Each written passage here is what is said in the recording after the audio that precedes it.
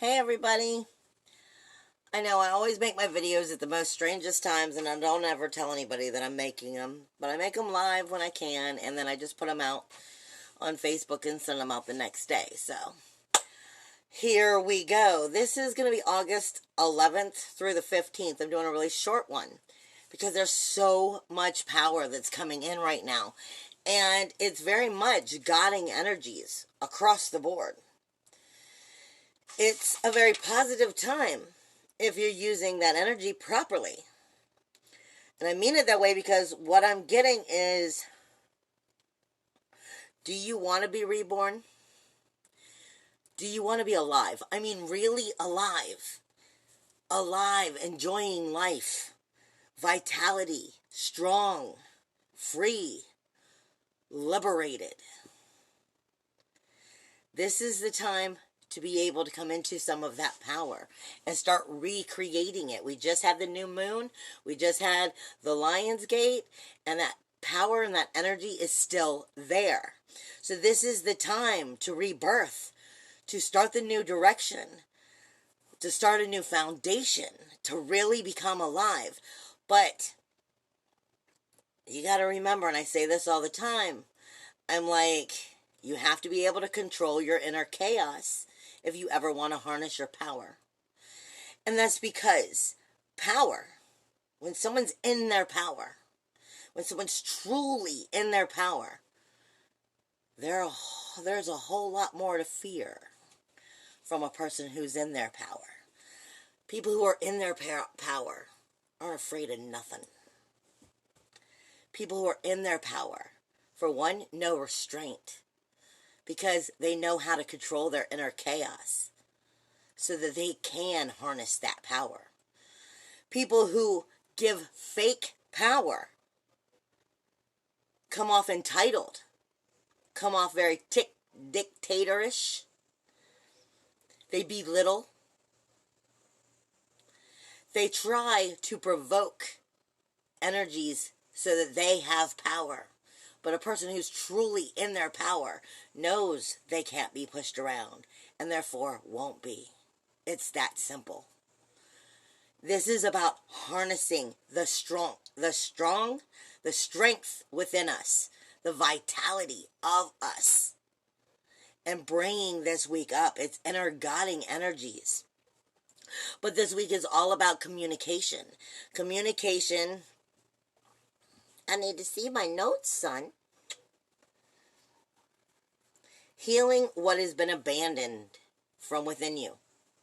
Healing what's been abandoned from within you.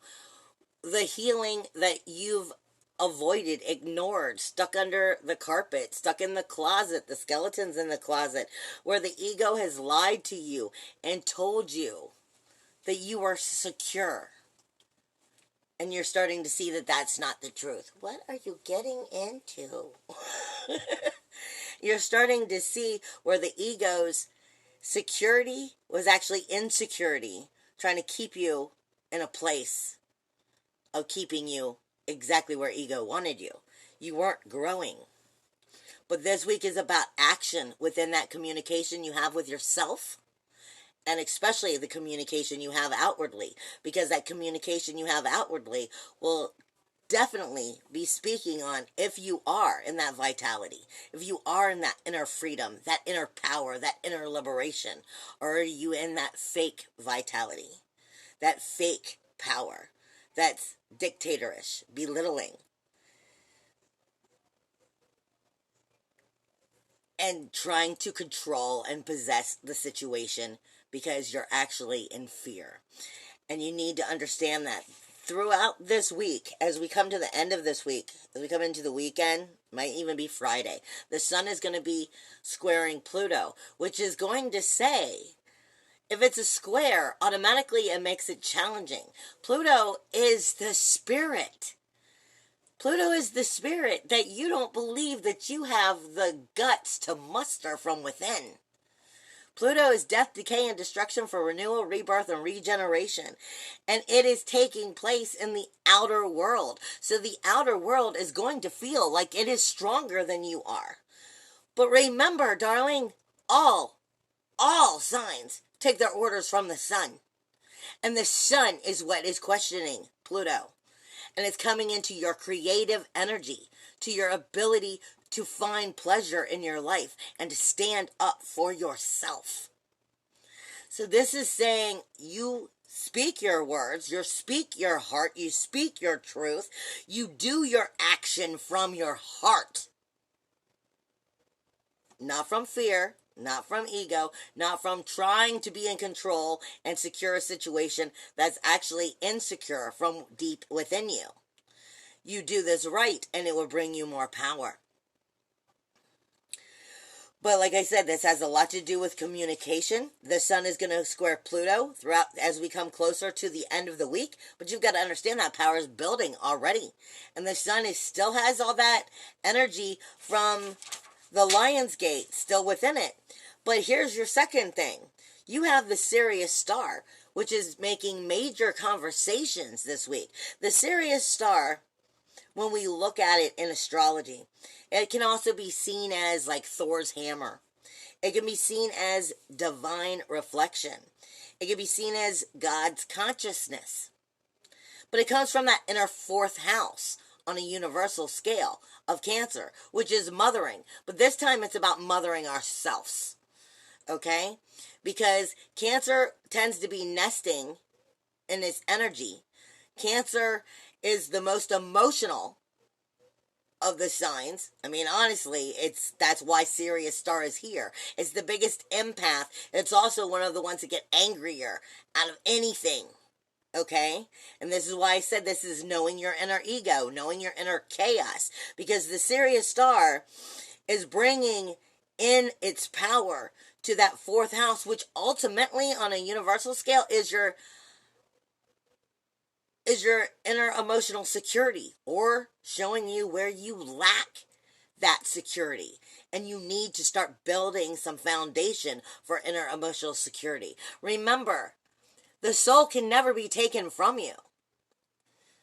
You cannot lose your soul, because it will always be who and what you are. But you can misplace it. You cannot take good care of it. You cannot listen to it. You can be listening to ego and think you're listening to soul. This is what I'm trying to get at. Nobody can ever take the right of being you away from you. But you have to remember to claim that power. You have to remember that when we're in our power, we're the most powerful thing. And they should fear us. Because we know what we have. We know the power of us. We know the power of our energy and our vitality and our strength and our liberation. But you have to know it from within for yourself. The Sirius star, again, is God's consciousness coming into that inner emotional security. It's that divine reflection and Thor's hammer. But let me tell you, it is not getting along with Mercury, that sixth house. The people, places, and things of energies that you keep, they consume you. You don't just consume them, they consume you. The people, places, and things of energies.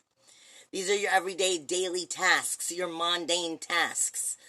So what are you doing in your daily routines that supports your inner emotional security? And acknowledge where you're in your own way, because it's not supporting your inner emotional security. Even if that means your friends and those daily routines, or the working environment, or the work friends in that working environment. Mercury's communication here is not getting along with that Sirius star.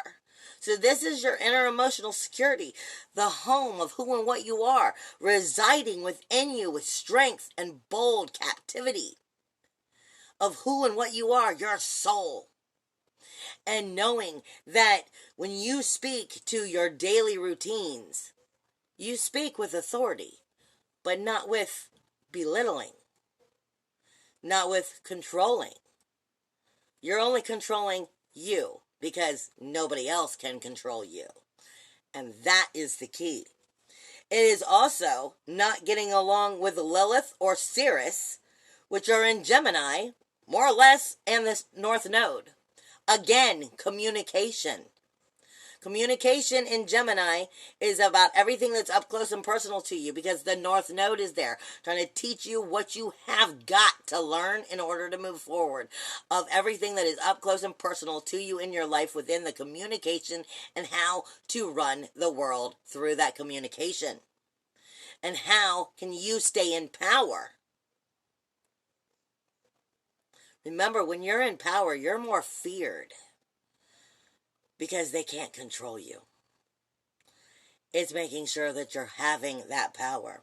Lilith and Ceres and the North Node are not getting along with this Sirius star, which is Thor's hammer, which is the God consciousness, coming from the home and the soul of who and what you are. It is that communication of that outer world. So this is all about making sure you're speaking from the heart. You're speaking from a solid, grounded truth.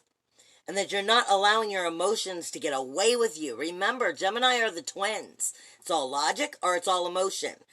They tend to forget to meld or to mend together, come together. And that's the key. You need to be able to control your energy, because that's what makes you powerful. Lilith is going to bring, because Lilith is the one that's outside of you here, asking in that, I'm sorry, Lilith, but asking in that conversation, Lilith is the soul fire. But what you're going to be seeing is the soul fire coming from the outer world. And then how is that affecting your inner soul fire? Ceres promises you, not Sirius star, Ceres, promises you that will hit below the belt. Okay? That it will hit below the belt, and it will try to throw you off of your rockers, throw you off your feet, throw you off your firm standing. You have to be strong from within this week. Okay, now it's also squaring, which is even more powerful, Chiron. This is the wounded healer. This is why I said you are going to be acknowledging where from within you have believed securities that you've created, which are lies. Securities you've created, which are false inner securities. This is where we hold on to our grief, sorrow, shame, blame, where we point the fingers. It's like 12th house energy. Chiron is ultimately a form of the 12th house. It's the wounded healer. And it's asking you in Aries to start healing. It's asking you to face parts of yourself you're afraid of, because the power is there. But like I said, it's questioning that Sirius star. And this is saying the healing is there, but just how much do you want it? Really? And can you do it appropriately?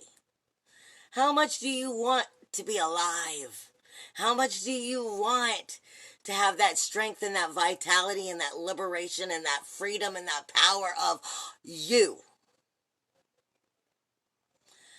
Can you do it by claiming your power? Or will you do it by harnessing that Chiron energy of insecure power?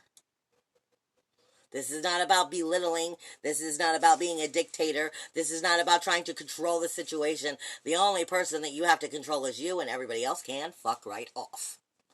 And that's going to be a big key for you this week.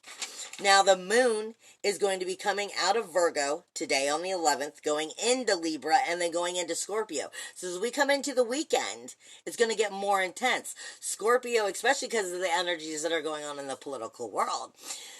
As it comes into the weekend, Scorpio is definitely one of those energies, okay? Scorpio is I started to say a dictator, but it's not. Scorpio is a scorpion. I mean, it will sting you. Scorpio is the detective. And if you look hard enough for something to be wrong, you will most definitely find it, even if you created it up here. Scorpio can cause additional anxiety when it's feeling threatened. But Scorpio also loves the sexuality and loves that feeling of itself, of security and power. So this is all asking you, where are you allowing that Scorpio power, Scorpio energy to go as we approach this weekend? Because Libra is going to come in the next 2 days. And Libra's going to be going through that wishy-washy. I'm balancing it out. I'm trying to decide. No, you know in here. You know in here. And we are talking about relationships too. You already know in here. So no more lies to yourself. It's that simple. Now you're going to have... Chiron is getting along with the South Node. But that's not necessarily a good thing.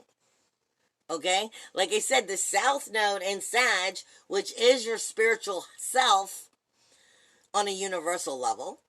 South Node in Sag is everything that you're good at, but it's not good for you anymore. So everything that you've been taught to believe, everything that you've decided it's acceptable, everything that you've decided to give it a second pass. You've allowed it to get away with it. It's okay. The way you've been taught instead of learning to grow. That energy is getting along great with Chiron because Chiron's the wounded healer. It's already afraid to grow. It's afraid to heal. The power to heal comes from in here because, damn it, I want it. I deserve it. And this is what you have to remember. So this is about stepping out of the box and looking at yourself in different ways so that you can step up those steps into ascension and not do things from an old pattern. This week is the very wrong week to be doing things from the old pattern and from old false inner security. Don't forget how Maya and Make and Vista are in Libra. Now, nobody's really talking much to Libra, but that does not make it a not powerful energy. Libra is the universal 7th house of relationships, and any and everything you care about, you have a relationship with. You have a relationship with your friends. You have a relationship with your work friends. You have a relationship with, your environment, your neighborhood. You have a relationship with your money. When you have no money, you know all about that relationship with that lack of money. Anything you care about, you have a relationship with. How Maya and Make are here. How Maya is the lotus flower in these relationship areas of what's important to you. And the lotus flower is always speaking to you about, are you still in the swamp? The lotus flower grows from a swamp. Or are you finally starting to see there is an above, there is a below? You can see both ends because you're breaking through the swamp and coming into actual air. Or are you finally stretching towards the light? This is asking you, where are you on your path? Are you truly being honest with yourself with where you are on your path? Not to mention Make. Well, I got them backwards. How Maya is the one I'm about to speak. Make was the one I was talking about. How Maya is actually the collective consciousness. The collective consciousness. And Sirius Star is like God's consciousness. Divine reflection. Thor's hammer. You have Libra here with the collective consciousness, the growth of the lotus flower, and Vista, which automatically, truthfully, Vista comes down to being the keys to the truth. But are you willing to go after the keys to the truth? Or can you not find the keys to the truth because you're still in the swamp? It's time to ask yourself the truth here. Gemini, with Lilith, Ceres, and that North Node, they're getting along great with Aquarius. The power is there for you to set the rules against the outer world. You just have to do it appropriately. You have to do it appropriately. If you try to push to receive right now, you will get pushed back on. So this is about knowing your power and knowing how you can stand in that power and not allow people to push you around. Like I said, rules, walls, boundaries. Aquarius, the outer world. The outer world, Aquarius, is all about wanting to make the humanitarian interests right. But we're flushing out so much ego from there that it's all from the ego, me standpoint. Okay? And this is about saying, you guys can have all that crap that you want, but me? No, me, this is going to be the line. And that's what you're going to need to learn to listen to. Because I'm not going to budge. Okay? And then that is getting along with Venus in Virgo. Because Venus is still going to be in Virgo until, we go into next week and we get closer to that full moon. Which will also be in Aquarius. So this is saying it's going to be a very sensitive situation for you to communicate what you want with the outer world. But it's there. It's possible for you to do it. But are you too insecure within yourself to be able to do it? Are you afraid of changing the routine? Are you afraid of coming into your power? Are you afraid of what lies you've given yourself about security? This is really what it comes down to. Now that Gemini, North Node, Ceres, and Lilith, they're not getting along with Mercury and Mars. So the communication and the action is going against you. It's going to make you feel like you shouldn't stand up for yourself. But that is nothing more than false power. False power, I said in the beginning, is belittling, trying to control, trying to possess, trying to be entitled, and trying to belittle. It's like I tell my job all the time. Sorry, my bosses, if you're listening. But I tell my bosses all the time. I'm like, I don't work for you. I'm sorry, that might be what you think, but I work for me. And if it doesn't work for me, then, well, I'm not going to do that. Why am I going to pick these extra days up so that I can not enjoy my life? I work for me. When I work for them, I put on the work face, I put on the mask, and I'm all 100% working for them. But on my days off, I work for me. You have to learn to have that balance, that power, that control from within you. Not project it outwardly into a belittled, powerful dictator kind of energy. It's a very fine line here, that guiding energy. And then at the end of the week, you have a Yod, which is actually called the Finger of God. It takes place on the 14th with that Scorpio moon. And it is going to be talking directly to Chiron, that wounded healer in your first house of Aries. And then it's speaking with Mars and Virgo. So this is saying our routines can shift because it's pointing directly to Chiron. All routines can shift. You can make situations a very healthy, powerful situation and come back into that power. But it all depends on if you are emotionally capable of standing in that power in the proper way. I love you guys. All of this is also building you directly to that Aquarius full moon, which is the second full moon. I love you guys. I'll see you guys soon. Bye.